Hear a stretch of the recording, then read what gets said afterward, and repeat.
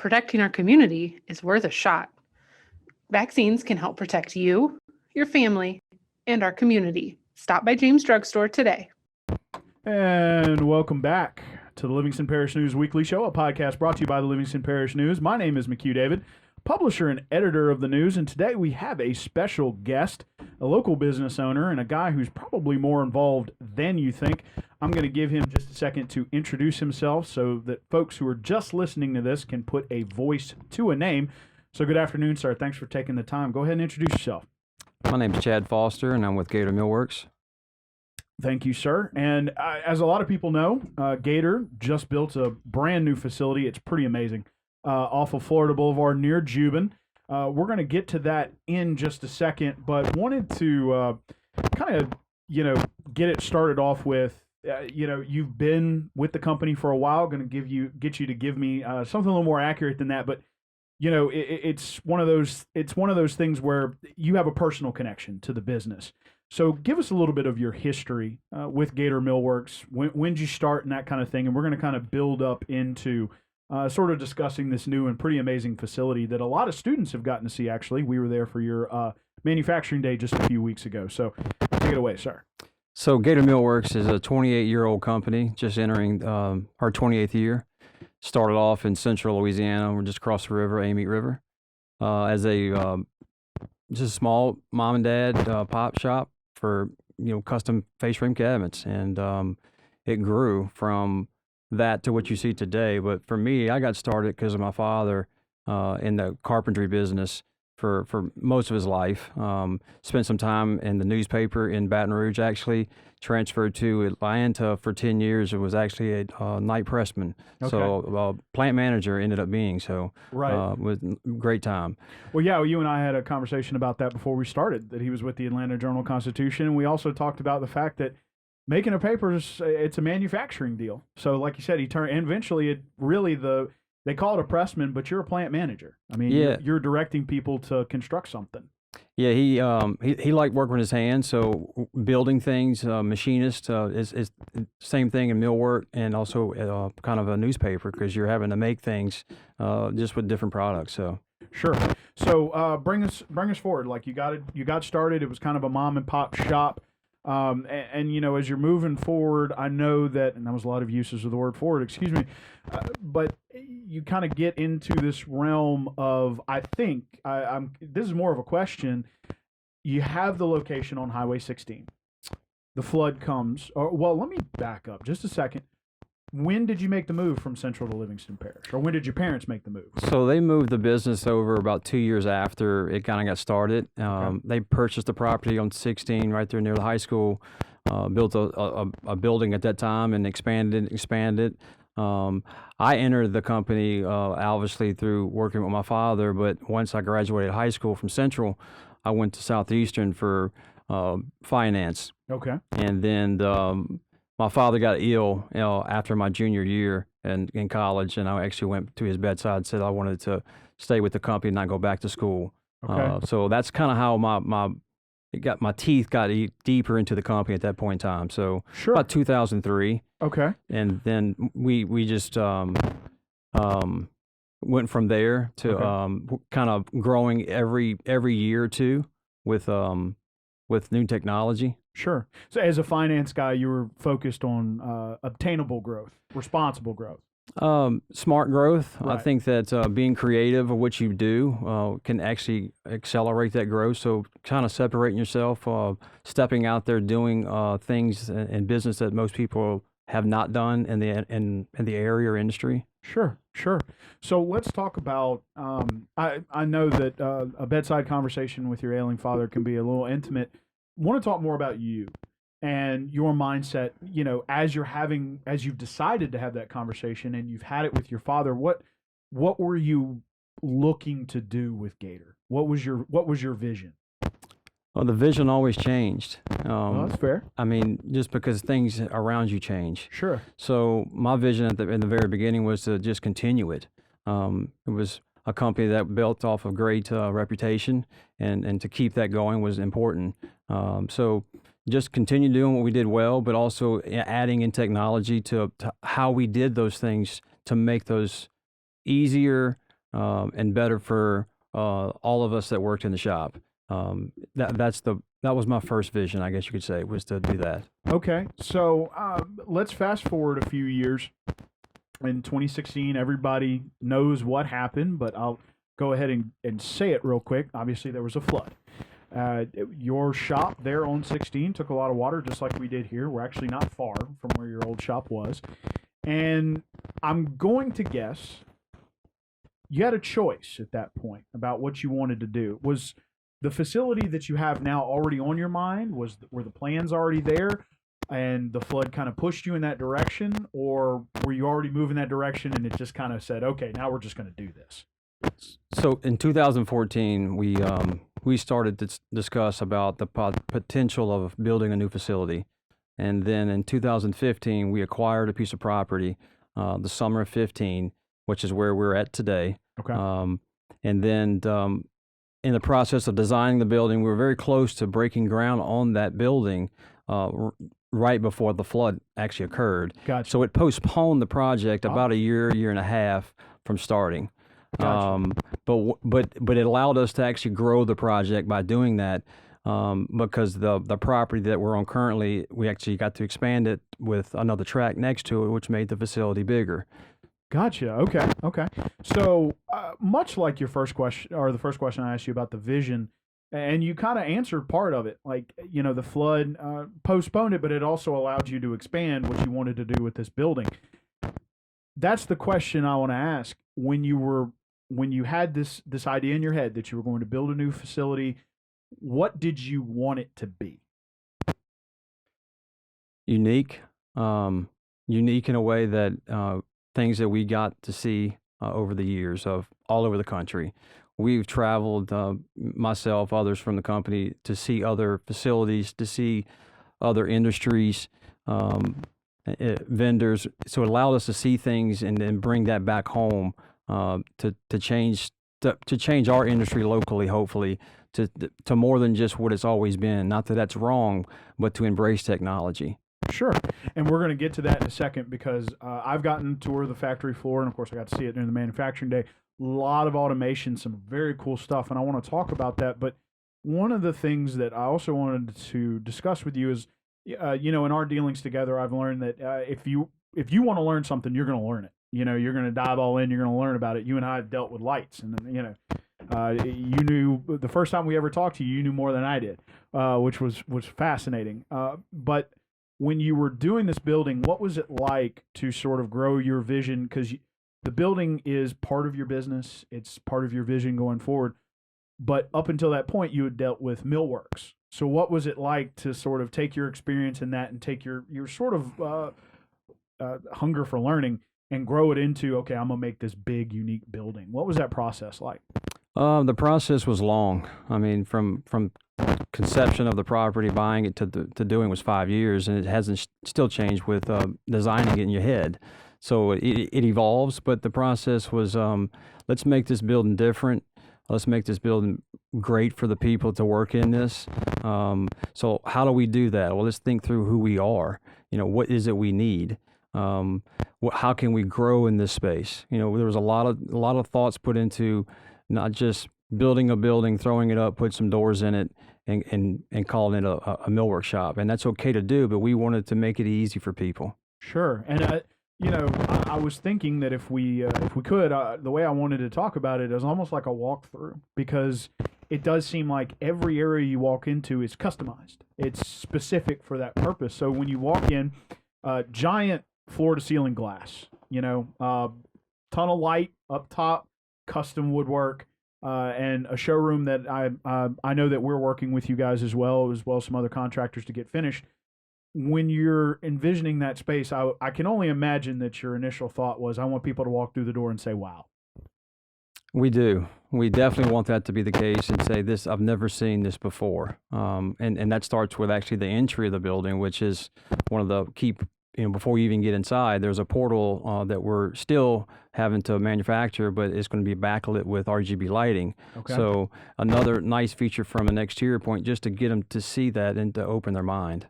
Sure. And even once you move past that point, there are some conference rooms and offices, And again, we're working with you guys. Everybody's kind of got their own touch on these offices, but of course, millwork is the central focus, and all these offices are beautiful. I mean, when y'all were discussing them, what was what did you tell your guys? Like, I want you to have a space that you're proud of.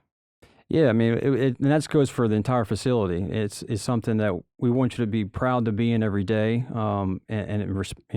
respect what you have, take care of what you have, like you should. So, giving great spaces to be in, I think makes a happier employee. I think that their performance actually goes up as well, because they don't have to think about some things that that could be hard on them. So, Sure. It's just a helpful environment. Sure. And then last but certainly not least, you and I and Tom have met in the conference room, which is designed, I think, from, and correct me if I'm wrong, but designed sort of from your background of being a lifelong learner, very much an educational space, not really a place for somebody to get it seems like when you go in there, you're going to learn something. Yeah, so we have a second floor training center that allows us to use the space for different things. So whether it's safety training, whether it's third party use for someone looking to use to educate somebody else on something in a different industry. This was one of the things we wanted to do with this facility, is to help not just expose who we are, but help others do the same. Sure. So that's kind of, the front is very much it's interesting. It's segmented from the factory floor, very much a custom space, a space that is a reflection of the people that work there, but also kind of a very much a wow factor. But when you go in the back, I mean, vaulted ceilings, bright light, machines moving. I want to start with, because I wanted to try to talk through each one of these pieces individually as much as we can. I want to start with just the basic that when samples or inventory comes in, it goes into this fenced area and everything is digitally marked. You have robotic arms moving around. Where did you see that? Where did you learn that? I mean, most people think you take a piece of wood, you cut it, you put it together and make a cabinet. I mean, this, just with the start of the process, is so down to the number. It's impressive. Yeah, we wanted to find some technology, obviously, to continue to how we can get better with how we do it. We ran across this technology, I think it was in 2012, at a woodworking show in Atlanta, and knew at that point that it was a changer for us of how much we're a custom shop, which means different types of materials moving in and out around all the time. Right. So to be able to do that efficiently, fast, it was a way to do it and take up less space. This machine does that. It allows you to basically stack every piece of material within 4 inches of each other up to 6 feet tall and sort of like a deck of cards. Right.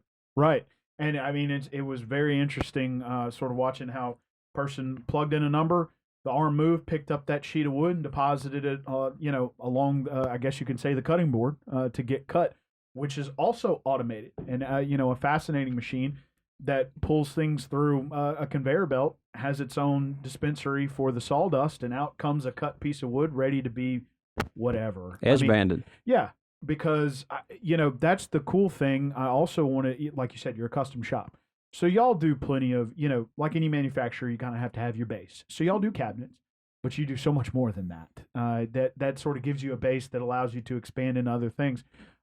First and foremost, tell us, what's that like from a personal standpoint, being able to hold on to, the fact that you're still here 20 years later making cabinets, there's got to be a sense of pride in that. Most definitely. That's a thing that I'm very passionate about, is that original heritage of what we did. But to take that as foundation and expand it, it's really amazing to be able to see now how it I think anyone can do that. It's just you have to do it. Sure. But it's very neat to see how mixed we are with our products. Sure, and let's talk about the mix for a second. I mean, what is outside of cabinetry? What is, just off the cuff, what is one of the coolest projects you've worked on? A bunch. In particular, I would say that the Louisiana Superdome was one that was very nice for us to be a part of in 2016. Sure. What did y'all do? We actually replaced all the suites on the 400 level, And wow. it was a very, very nice project for us. It was very challenging at that point in time, but we finished this up just before the flood. So Wow. And got that out real quick, I'm sure. So that's very cool. And, Superdome is a huge part of, you could say, Louisiana culture at this point.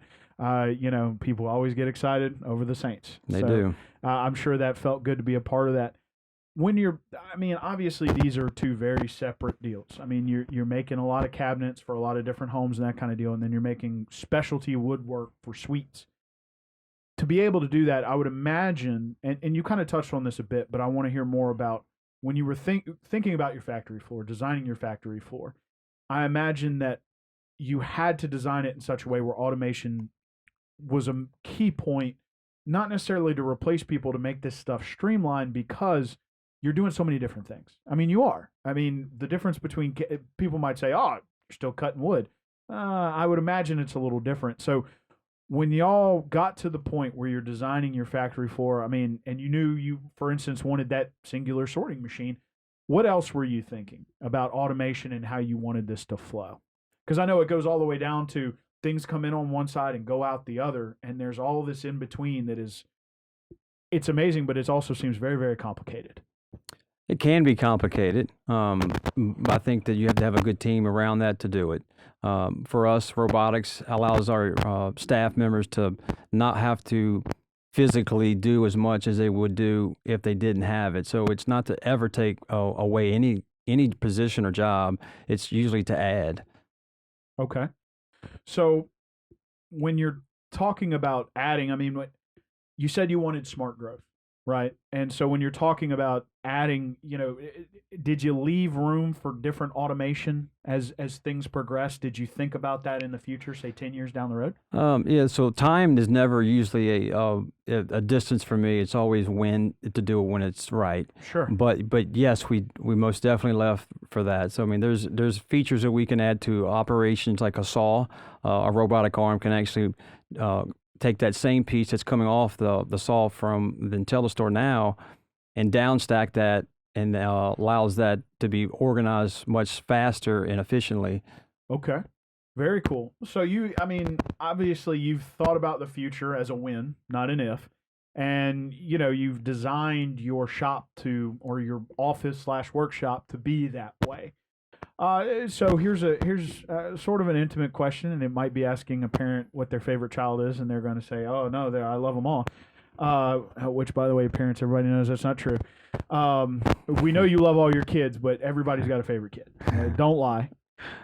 So what's your favorite part about the operation? If you had to sit there and think about it, what is your favorite part about what y'all do?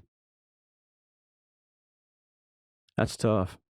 I'm here to ask a hard question. I can see. I would say for me, it would be making sure that I support this with the work that it deserves. Okay. But to see how we can produce it, it'd be the IntelliStore. Okay. Store Tech. It's just a unique piece of equipment. Sure. It doesn't exist anywhere else in the state. It doesn't exist in the city of Houston, which is the 4th largest city, I believe, in the country. Yeah, it is. Yeah. And it's surprisingly good traffic, and I'll tell you that story after we're done. But so when you're thinking about your IntelliStore, you're thinking about all of these things that go together to make Gator. Any kind of glimpses you can offer us for what you believe is the future of what you're doing in woodworking? I know you and I, you've shown us some of the things you can do with heat, specifically in manipulating wood and stuff like that. Tell us a little bit about that. And then anything else you can kind of see coming up in the future of millwork. We in this facility we added the ability to take solid surface, which is a Corian product, we can heat this material and actually shape this into fronts of cabinetry or fronts of reception desk. So to expand on that even further with Corian products in our business is something where we will do. Developing more products that we have made one-off pieces in our facility. We will take these and continue to take our designs that we have and make these into products that are not just cabinetry, it's furniture pieces, and put this out over the country or world. Sure. So you're always trying to find you're pulling this all together. You keep that sense of pride in the cabinetry and doing this thing that you've been doing for decades. But you're also trying to find those things that'll set you apart and can be seen in the future, I guess you can say. Would you describe that as somewhat accurate? Very accurate. Creativity is great for us at the company. It takes a lot of that to do what we do. So I think if we're not going to be the company we are today without that. Sure. I mean, we're not. Sure. So want to discuss a few things, kind of bare bones stuff as we sort of wrap up here. I am not going to ask you what your revenue is. You can thank me later. But how many employees do y'all have, including yourself? I don't know the exact count today, so it fluctuates. Okay. When you're talking about, for a lot of manufacturers, community is important, but a lot of times, I mean, you're manufacturing stuff. It's heavy work. It's tough. When you're talking about being a good community partner, what does that mean to somebody like you in manufacturing and doing what you do specifically? I think it's important for people to know who we are, and I think for us to help them in ways that we can is extremely important. I think our company's made up of so many people in our community, so being able to help them in times is important. Sure. I think it allows people to understand who you are. Right. And I mean, there were some things y'all did, especially during the pandemic. I mean, that were very much.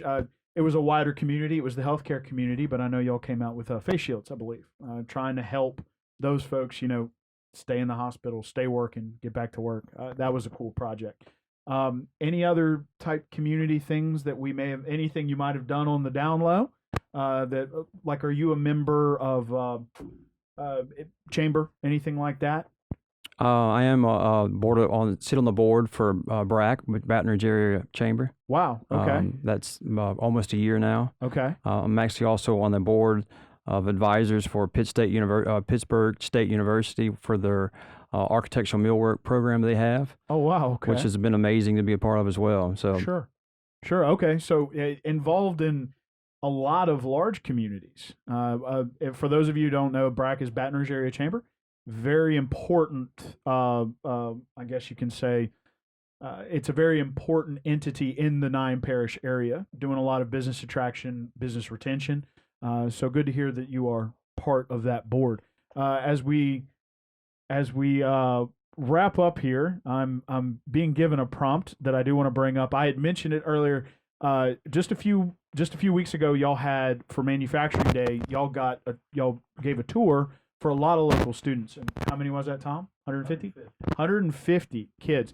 What did that mean to you to be able to, because there are big science and technology and engineering and math programs, a little different at Denham and Walker, but both kind of moving in the same direction. What was that like to be able to bring those kids in and kind of wow them with a lot of this stuff that they might not expect to see here in Livingston Parish?